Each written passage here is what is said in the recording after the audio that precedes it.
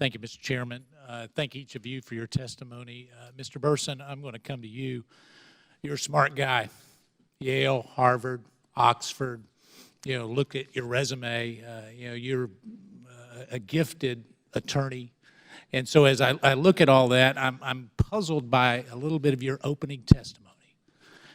Tell me, and let me quote you here, because it says that the second major shaping influence is that we realize that 98 or 99% of all trade and travel in the United States is perfectly lawful and legitimate. How do you know that? The estimate comes, Mr. Meadows, from when CBP, for example, makes judgments about, with regard to cargo and with regard to the people who are coming in and out of the states. We have those assessments of that, and I think it. All right. So following that logic, since it's an estimate of the 20 million people that come here with a visa, you're saying that between 2 and 1% come here for less than lawful purposes. If you apply that figure, sir, to the... Well, if you're applying it to one, you have to apply it to all, don't you? I mean, either it's lawful or it's unlawful. No, the point is that when you look at, in the globalized world we operate in, with the 70,000 containers that come in, with the oh, so you're talking more about trade than people? No, I'm also talking about the million people a day that... All right, so let's talk about the million people, because really when we look at terrorist activity, we're talking about 20 million people who come here with a visa and perhaps overstay.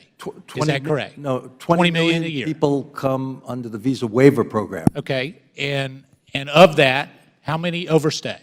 The estimate, as I indicated to the chairman on the clarification that I made, it's when the overstay report comes out, the numbers that I've seen suggest that it is a relatively small number of. Okay, so you're talking about the internal.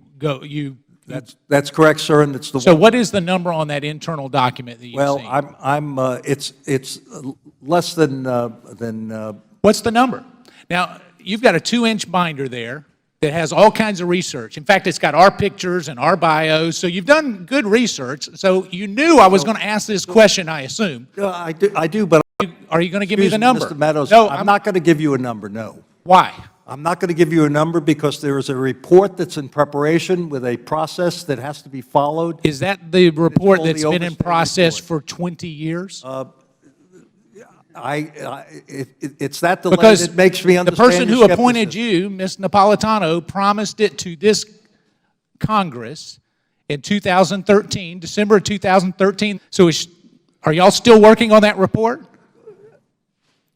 So, Mr. Meadows, I know you don't have enough time for me to explain why it's happened, but I take the criticism. I think it's a fair criticism. So when will we get the report? I believe that report is in process, and the expectation is that it will be delivered to the Congress within the next 6 months. All right. And sooner if this hearing has a So help me understand this, Mr. Burson. We're supposed to believe you that you're vetting all the people coming here with unbelievable assurity, and it's going to take 6 months to just give me a number? No. Because let me quote you, Mr. Burson. You said that 400,000 is in the range of the estimate made. Now that's an interesting. It's in the range of an estimate that's made. 400 to 500,000 are the total right. The total overstays, and that was the clarification I asked for. All right. So answer this.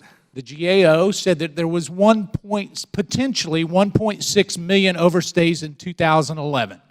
The GAO said potentially there was over 1 million overstays in 2013. How did you make such good progress, Mr. Burson? If it's only 500,000 now, which is if you take the same numbers, means that there could be as many as 4,000 people here doing unlawful things, but how did you make good progress? The difficulty in the overstay process that we've had for 20 years is that, in fact, there is the entire exit industry, or the exit from our country for the last, from the time it was organized, did not build in the notion that we would screen people on the way out. That's exactly what I wanted to get to. So, Mr. Burson, your testimony here today is you don't know who leaves this country. That's what you just said. Oh, I didn't say that. I said that that the difficulty of. So you do know? You do know how many people leave? We have a portion through the different mechanisms we have. Yes, we know a certain portion. Those who come by air and leave by air, we So can't if they tell leave you. by boat or walk or car, you don't know? No, if in the northern border, we've worked out with the government of Canada an entry-exit process where an entry into Canada is communicated to us for non-U.S. citizens and non-Canadians. So for that portion, we know. We also, but the areas that we do not. So you're under sworn testimony. Last question. Are the land borders. Do you know the number of people that leave the United States each and every year? You're under sworn testimony, yes or no?